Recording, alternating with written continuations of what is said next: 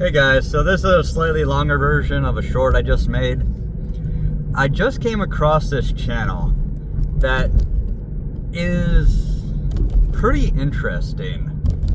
Now, I do have to warn people that this might turn people off, but it is an AI generated channel, but it seems like somebody goes in and actually edits what the AI actually does and then makes it coherent. So basically, what the channel does is that it takes a concept. Like, what if this character was suddenly moved into this universe? And then the pictures are AI generated, the story is AI generated, and then the voice acting is AI generated. Now, I have my problems with AI. I have a lot of problems with AI, in fact. But this one is fascinating because I'm watching one episode right now, and it's what if Yoda ended up in the Star Trek universe? And the concept, whoever made this is actually using like pretty detailed prompts. And then I think they go in and do some edits to the actual writing to make it more coherent, like I said. But the channel is called Lore Act Ross Galaxies. So it's supposed to be like lore across galaxies, but it's instead of across, it's ACTROSS, and I think that was actually intentional. So in this story, the Q continuum, teleport Yoda from Star Wars into the Star Trek universe onto the USS Enterprise with Picard. And then as they talk to Yoda, as the Star Trek crew talks to Yoda, and they learn about the Force, they find out that the Force actually exists in the Star Trek universe. And they start like telling the Federation about this. And it basically leaks immediately because this is something so huge, it fundamentally changes everything. And Yoda coming into the galaxy just completely messes things up. Because in this story, midichlorians and the Force exist in Star Trek, but Force sensitives aren't aware of it whatsoever. But as soon as the most powerful Jedi, one of the most powerful Jedis to ever exist, comes into the Star Trek universe, like anybody who's even slightly Force sensitive immediately gets a wake-up call that something just happened.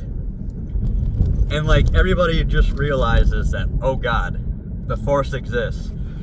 And since they have no idea what the Force is or what it does or what it's capable of, a lot of people start to explore the idea and figure out, oh wait, I have a high midichlorian count, I'm Force sensitive, maybe I can use that and start to like train myself. And it immediately goes awry. Like, people just like fall to the dark side like almost immediately. Like within weeks they already have like multiple casualties across worlds. And like everybody like realizes right away that the Force exists and it's in this universe. Every species suddenly starts doing research into it. Now, there are some mistakes with it.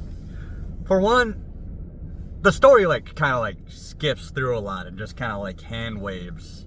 Like, how did everyone find out about the Force immediately? Oh, they just kind of all sensed it. And now suddenly people with no training whatsoever are falling to the dark side and now unleashing like horrific powers. But like, no one is OP. No one's like completely overpowered. Like, they can get talked down to by ordinary people, and anyone confronting Yoda is like completely and utterly outmatched immediately. Like, there's no one that holds, like, even a flicker of a candle to what his power is. So, like, it works out that way. And then it kind of, like, some other mistakes it makes it, like, at one point, like, the Borg show up, and the Borg cube has, like, 40 Force-sensitive individuals. And, like, the collective has overridden their personalities like it normally does. But then the dark side is overriding those personalities, too. So Yoda has to meditate and commune with the Borg cube and try to, like, bring those guys back to the light side. And once that happens, it, like, breaks up, like, the collective. But, like, one thing it doesn't explain is what happened to the other, like, crew members of the cube. Because, yeah, there's 44 sensitive individuals, but a Borg cube, I think, has, like, 1,000 crew members. So there should still be 960 crew members on board. So even if the 40 broke out of the collective, the other 960 would then immediately try to reassimilate them. It kind of just suggests, like, it doesn't even, like, hint at what the fate of the other crew members was. Maybe they all were destroyed when the power crackled through the Borg cube. Also, it's kind of fast and loose with the rules of the Force a little bit here or there. And also at one point, Worf starts talking about, like, how the Klingons really want to use this power, but at the same time, they're afraid of it. Which makes sense, but then he starts speaking of logic. Like, it's not logical for you to have tried to have saved those 40 individuals. It's like, wait a minute, hold on. He wouldn't be using the word logic that much. That's a Vulcan thing, not a Klingon thing. But besides that, it actually is, like, a pretty good story, and it's like 3 hours long. So, like, that's how fast these things are made, but there is a bunch of, like I said, there's a bunch of AI art to it, and then there's a bunch of, it's an AI story and an AI voice actor. But it does give, like, a very good outline of what would happen in this situation. And if somebody wanted to take this and make it into their own thing, and then, like, commission actual artists to do the art for it, I think it would be really good. And it's a really good baseline for making, like, a fan fiction like this. Now, people have been writing fan fictions and doing, like, commission art of this kind of, like, situation for a while. But with so much detail in these stories, what you can do is you can go through, get the transcript for the story, and then, like, separate it into chapters, and then edit, like, each chapter so it makes more coherent sense, and then that'll change stuff later on down the line. But, like, it's a pretty decent start to it, and I actually kind of, like, gained some respect for AI for it. Now, again, AI slop, right? Like, you could do this forever. Like, wild things that they do is, one of the stories they do is, what if Kevin McAllister from the Home Alone series defended the Jedi Temple during Order 66? Which is, it's so completely ridiculous of a concept that when I listen to that one, it's probably going to be so absolutely insane that I'm going to be like, no. But, like, some of the stories they do are just, like, pure comedy like that. Just, like, completely out there wildness. I'm just imagining, like, stormtroopers, like, slipping on marbles, falling down the stairs. Just, like, Jedi Padawans escaping through, as, like, people fall into the basement and, like, stormtroopers accidentally, like, shoot each other. Just wild stuff. And there's also a second part with Yoda going into the Star Trek universe. But there's also other stories, like What if One Punch Man was in the Street Fighter universe? Which, oh god, that would...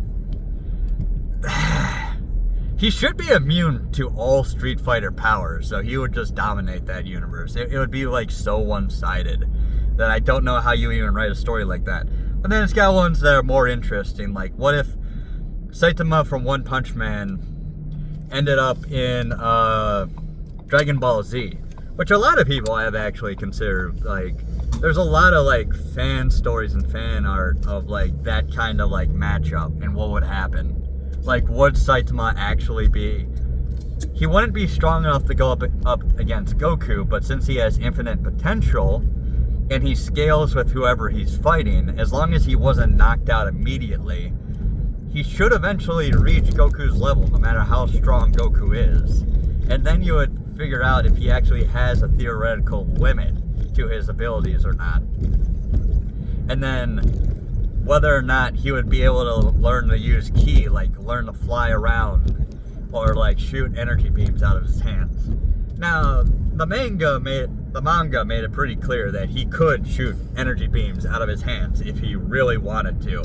It's just that he doesn't want to learn to do that because he's so powerful already that it would make him so much more overpowered. One, he's lazy, and two, he would be so overpowered that he would be completely and utterly bored for the rest of his existence. So he wouldn't do it. But yeah, it's really interesting, like the kind of concepts they come up with. And there's some that like are like more down to earth and grounded too. I haven't been watching all of them because again, there's like 3-hour videos. I still watch these at like 2.25 speed.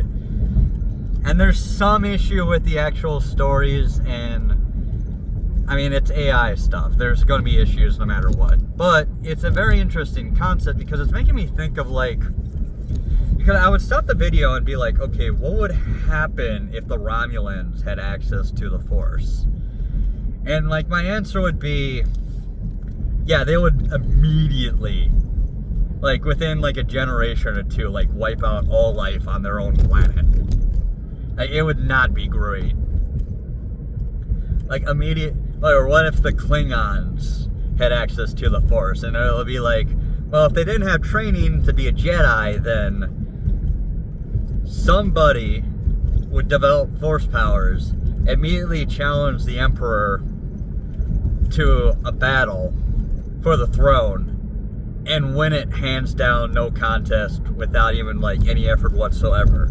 And then he would turn the Klingon Empire into like a dark Jedi Empire. Not technically a Sith Empire, because Sith is a specific religion. But it's because like Klingons use like the joy of battle, their passion, their like ferocity, their rage and their anger. Like a non-trained Klingon Force user would immediately fall to the dark side. And trying to train a full-grown one who's gone through like all his cultural, you'd have to completely deculturally program him. And then it's like, what would the Borg do if they knew Force powers existed? That's a tough one, because you can use technology with the Force. Like, that has been a thing for a long time. That's what lightsabers are. The kyber crystals are like sentient. Like, they're so strong in the Force that like Jedi can act like kind of like not read the mind, because there is no mind there, but the kyber crystals react to the Force and to the mind of the person using the crystal. That's how they like get changed. And I think that's even like before the whole thing with kyber crystals and like bleeding a crystal like came in the lore. Like, the kyber crystals were very powerful in that way. And I think George Lucas actually like approved of like kyber crystals like being like Force sensitive kind of thing.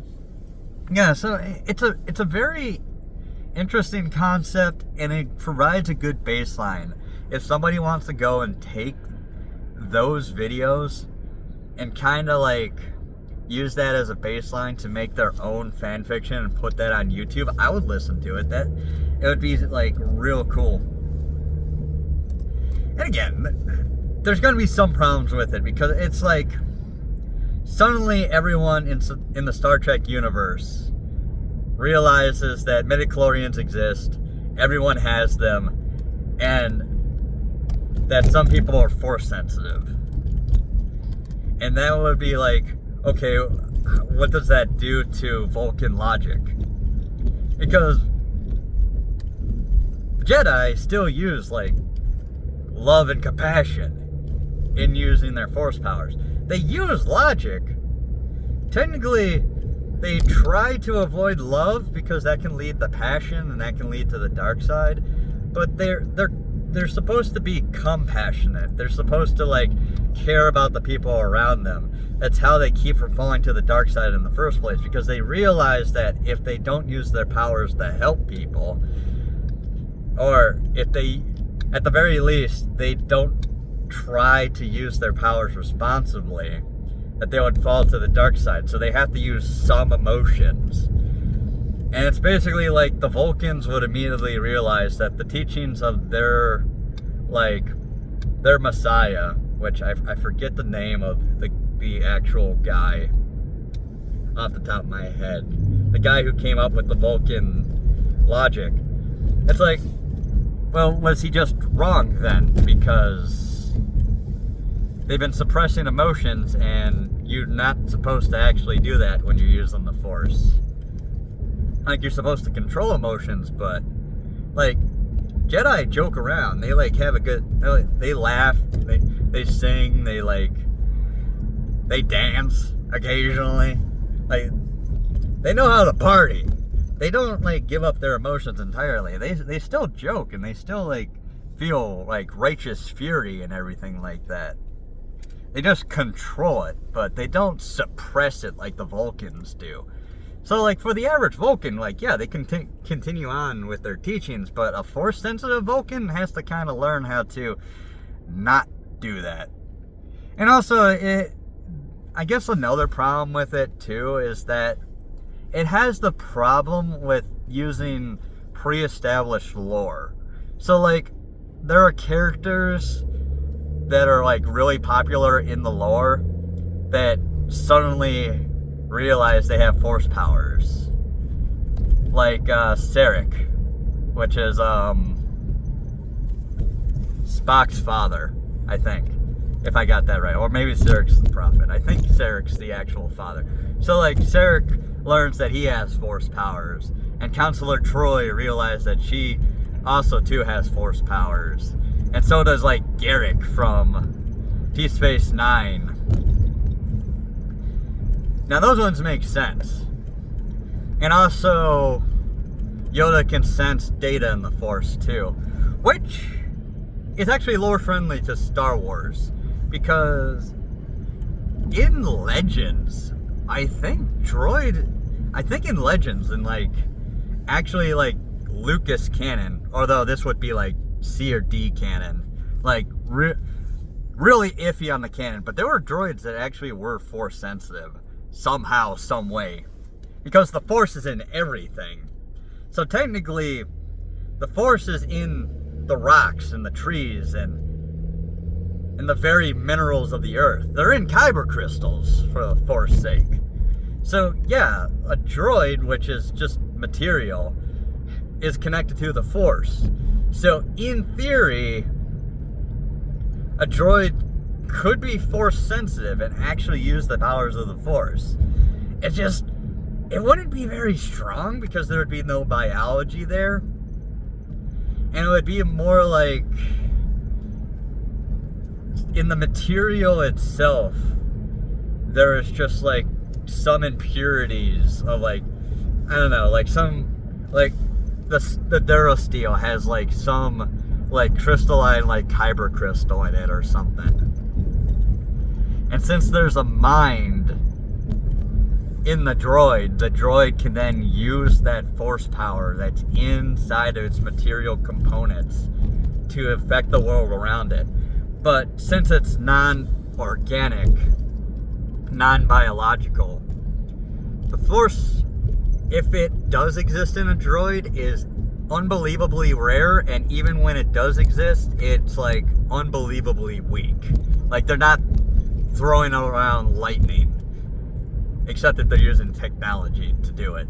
They're not like, they're never going to be as strong as like even the weakest of Padawans, basically. Like some slight like precognition or something like that. But yeah, and yeah, it would totally make sense for Data to have a presence in the Force, even though it would be like strange and artificial. It would also mean that Data would also have an afterlife. It would also mean that an afterlife existed in the Star Trek universe, which is heavily hinted at in a lot of Star Trek episodes, and like outright stated that there are afterlives for different species, but also at the same time would be kind of interesting as well. And also, Star Wars never really gets into it, but like how common the Force is in a species isn't really usually like stated. It's not like psychic powers in like Warhammer 40k. It's not like, oh, no Tau can ever have Force powers because they're so weak. Because their souls are so weak that they're not able to like do those kinds of abilities. Like if you suddenly threw a Tau in the Star Wars universe, their weak soul wouldn't necessarily mean that they wouldn't have Force powers, because Force powers is also dependent on like your biology, not just your soul. It's kind of hard to tell like how these universes would interact. Like, you could equally make the point that if Yoda went into the Star Trek universe, that the Force wouldn't exist in the Star Trek universe, and therefore Yoda would suddenly have no powers. Or he would be the only one with powers instead. So you kind of have to like smash the two universes together and then figure out like the physics and like the like metaphysical like components of it from there. But anyways, before I just ramble on, I'm gonna leave it at that. And it's just a very interesting concept in my opinion, on like what AI can actually be used for to actually make something interesting that can be built upon. And the stories that it does make do follow a certain logic. There are flaws in the story, but it doesn't completely, like at hour 3, it doesn't like completely go into nonsense. Like it seems like at each step that whoever is like doing the actual like video is like each step has like a new prompt to it. Or like if there was a mistake in one of the steps, the guy went back and like clarified, like rewrite it so that it's not lore breaking, and like however he words that. But yeah, anyways, I'm gonna leave it there. Go check out the channel. Again, it's Lore Act Ross Galaxies, where you replace a cross and put a T after the C, or like replace, is there 2 C's in a cross? Anyways, go check it out. I'll leave it there. I'll try to remember to put the actual channel name in the description. So, bye guys.